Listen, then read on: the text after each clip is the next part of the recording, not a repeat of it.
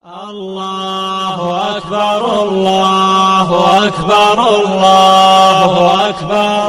بسم الله الرحمن الرحيم. أحمده تعالى وأصلي على رسوله الكريم. أما بعد، السلام عليكم ورحمة الله وبركاته.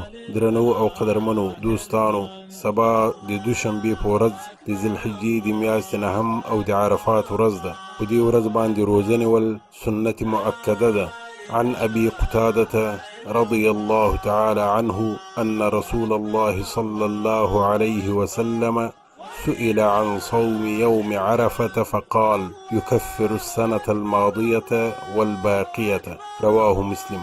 أبو قتادة رضي الله تعالى عنه واي لرسول الله صلى الله عليه وسلم څخه د عرفات د ورځې د روزې په هکله پوښتنه وسوه. د وفرمایل د عرفات د ورځې روزه نیول د تیر کال او د راتلونکي کال ګناهونه رژوي.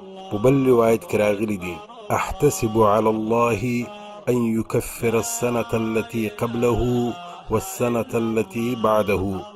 زل الله تعالی څخه دا امید لرم چې د عرفات د ورځې روزه د هغه کال چې تیر شوی ده او هغه کال چې راتلونکی ده ګناهونه رژوي. په دې اساس سبا د عرفات ورځ او د ذوالحجې د میاشتې نهم ده. روزه نیول یې سنت ده، نو تاسې د دې ورځې روزه نیول مه هېروئ. دا روزه ډېر زیات فضیلت لري او د کال تر ټولو ورځو غوره روزه ده او د الله تعالی په نزد باندې زیات اجر لري. صدق رسول الله صلى الله عليه وسلم.